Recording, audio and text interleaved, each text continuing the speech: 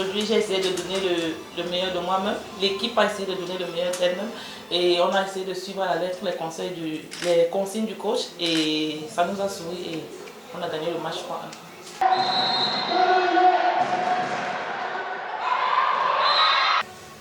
On posera la question au coach après, mais est-ce que c'est le meilleur match du club cette année?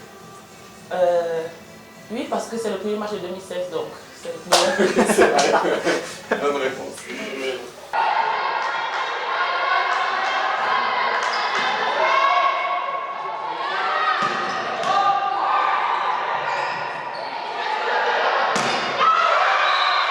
Là, tout le monde a essayé de respecter les consignes, on s'est battu, on était là, chacune était là pour se sacrifier pour l'autre en quelque sorte. Et je pense que oui, c'est le meilleur match depuis le début de la saison qu'on a fait.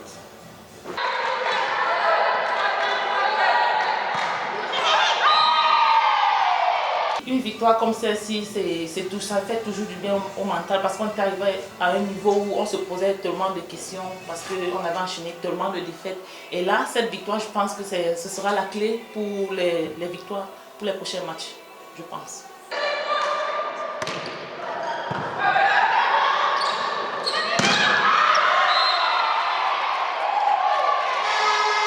Je pense que chacune d'entre nous a compris que on avait une histoire écrite, parce que l'entraîneur nous rappelle tout le temps, on a une histoire écrite et justement, chacune a accepté, a pris conscience et du coup sur le terrain, on s'est laissé aller, on a joué tout ensemble, on s'est amusé tout en gardant pour objectif en tête de gagner le match et c'est ce qu'on a fait tout le long du match et finalement on a gagné le match.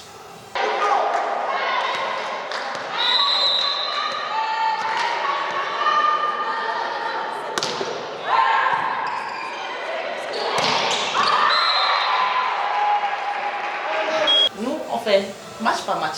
Là, ce match il est terminé, on met derrière et on pense au prochain match. Le prochain match, on arrive avec toute la pression qui puisse exister au début de n'importe quel match.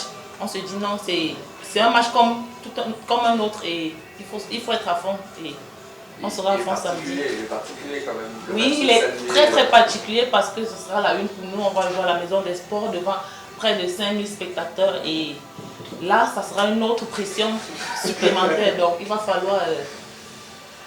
falloir rester concentré sur l'objectif qui est la victoire. Je pense qu'après les 10 minutes, je pense qu'on a un peu baissé le rythme.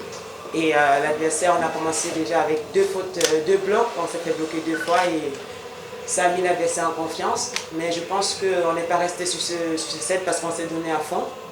Certes, on l'a perdu, mais on a repris au 4e set, on a donné tout ce qu'on avait et voilà, on a gagné.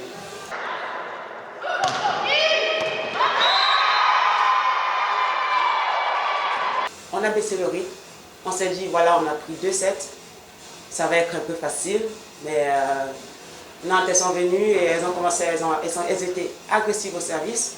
En attaque, elles lâchaient tout et nous, on a paniqué, mais je pense que voilà, le public nous a remonté, les filles, on a été posées et voilà, c'est le 4e set pour le fait qu'on a joué comme une équipe.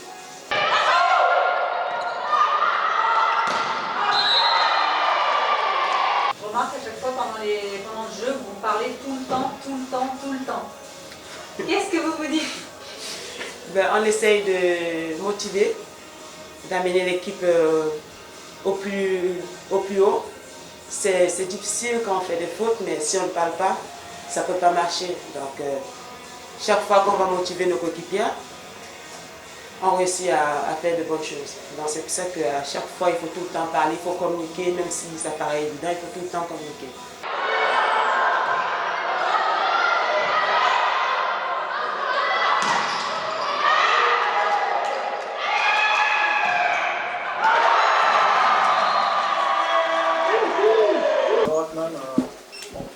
On prend une victoire après un long passage.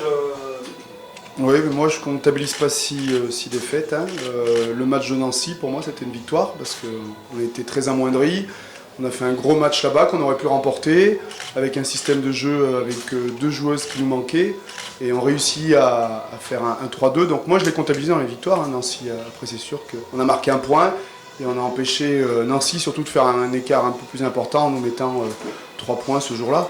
Donc il y a eu la victoire de Nancy et bon après c'est sûr que dans le contenu à Mulhouse, le dernier match avant la trêve de Noël, Mulhouse on perd mais bon, c'est du même calibre, voire c'est au-dessus de Nantes. Et le contenu était intéressant, un peu comme lorsqu'on a joué contre Cannes en début de saison, où à partir de 16, c'est là où on faisait des fautes. Donc c'était des défaites, mais pas des défaites où on est vraiment à côté de la plaque et on se dit bon, on n'y arrivera pas. Il fallait être assez positif et puis faire le dos rond. C'est ce qu'on a fait. Et puis surtout la trêve pendant un mois, là, parce que je comptabilise le match de Mulhouse. On a préparé ce match-là. Hein. Notre objectif, c'était, moi je n'arrête pas de le dire, c'est le mois de janvier. Et au mois de janvier, il y a 4 matchs. Il faut gagner 2 matchs. Alors la barre est très haute. Bon là, on a fait un premier pas. Ça reste très compliqué d'atteindre cet objectif-là parce que maintenant on joue le Canet dans 48 heures, un peu plus. Ça va être dur de récupérer. Et le Canet a fait un gros match contre Cannes juste avant la trêve de Noël, a remporté la Super Coupe, je ne sais pas comment on appelle ça. Donc ça fait 2 fois qu'elles battent Cannes en un an, donc c'est pas n'importe qui. Le Mercato a servi au Canet. Pardon. Une joueuse qui vient du championnat de Pologne est arrivée, le petit cadeau de Noël. C'est un gros morceau, alors même si là j'entends, je crois qu'elles sont en train de perdre, qu'elles sont menées, c'est une équipe qui va marcher à Dancy et ça se trouve samedi, elles seront prêtes. Je pense qu'elles seront prêtes de toute façon, surtout si on joue dans une ambiance avec une salle pleine, elles sont plus habituées que nous. Nous, si on arrive à dépasser 2000 personnes, ça ne nous est jamais arrivé, on a joué devant 1500, 1800 à Quimper. Mais chez nous, de jouer devant 2000 personnes, on va voir comment on va appréhender ce moment-là. Ça change quelque chose de jouer devant autant de personnes? Ah oui, ça change beaucoup de choses parce qu'on est en train de vendre, on vend un spectacle, nous. Hein, d'ailleurs, tout le monde a pu le voir, il n'y a pas que du volley. Hein, on a fait un bon match dans le contenu, mais derrière, on est différent. Voilà, on met le feu.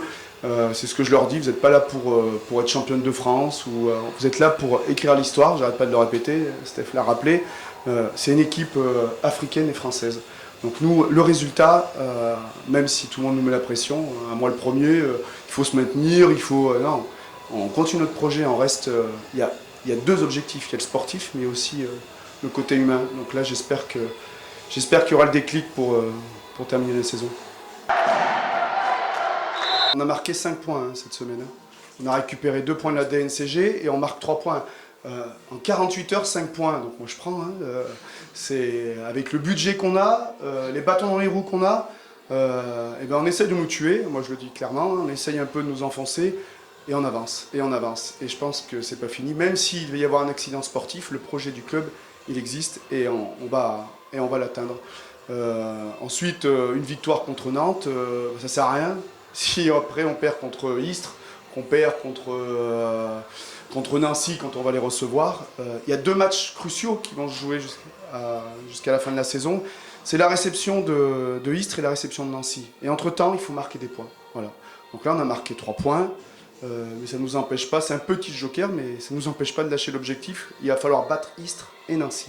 Voilà. Le Canet, c'est une grosse équipe, mais malgré tout, qui joue le maintien, si on regarde le classement. Ouais, mais alors un maintien avec 1,8 million, c'est un accident, mais ça va pas durer. Hein. Ça va pas durer? Non, non.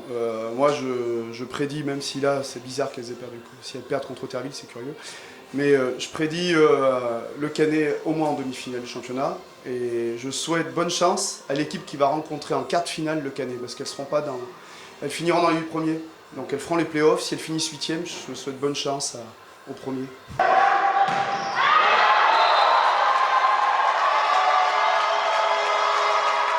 C'est pas facile de dire il y a 4 matchs en janvier, il faut en gagner 2. On joue Nantes, qui était encore en Ligue des Champions il y a 2 ans, avec un effectif, vous avez vu les rotations, il a fait que tourner, d'où la perte du 3e set. Nous, on a essayé, ça commence à payer avec les joueuses, les 9e, 10e joueuses, ça commence à payer, sauf que Nantes, il a 12 joueuses et il fait tourner. Il y en a une qui va moins bien, il la change. Donc la perte du 3e set, il ne faut pas aller chercher plus loin, c'est les rotations de joueuses que nous on n'a pas et que ce club-là a. Ensuite le Canet joue à la Ligue des Champions cette année quand même, avec aussi un budget d'1,8 million. Donc on va rester à notre place. On n'a même pas la moitié. Donc sur un match, on peut faire la surprise, mais sur la durée du championnat, c'est devant nous. Ensuite, on joue Saint-Raph. Saint-Raph qui est une super dynamique, qui tape des gros, qui a battu Cannes. Saint-Raph à Saint-Raph. Donc on va aller à Saint-Raph, donc c'est quand même pas facile. Et on termine sur le match charnière où Istres, voilà. Si Istres perd ici, Istres descend. Donc la barre est haute. Donc on a fait un premier pas et il faut qu'on aille en chercher une autre. Alors je m'en fous que ce soit Le Canet, que ce soit Saint-Raphaël ou Istres, il en faut une autre.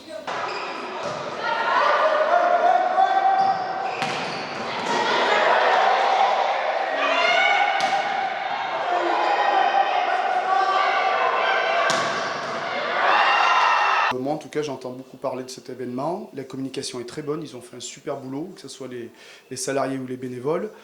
C'est en train de bouger. Alors j'aimerais bien, même si ça va vexer un peu de monde, j'aimerais bien qu'on fasse plus de monde qu'un match de basket.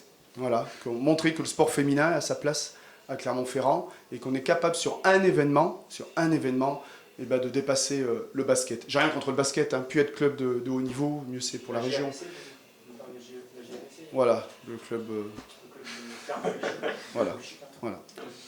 Donc ce club-là, on va essayer. C'est la concurrence. On dit souvent que pour stimuler le marché, il faut de la concurrence. Ça va être ça, mais il faut qu'on se tire vers le haut, toutes les équipes de haut niveau. Moi, je rêve qu'un jour, on puisse avoir du merchandising et que les gens portent des t-shirts de chamalières. Et ça vient quand on voit l'ASM avec les gens qui sont habillés de la tête aux pieds. Pourquoi nous, petit sport féminin, on n'arriverait pas à faire ça? Voilà. L'ambition est très haute, on reste quand même assez humble parce qu'on est petit, mais on met la barre très haute. Et ça fait longtemps qu'on met la barre très haute.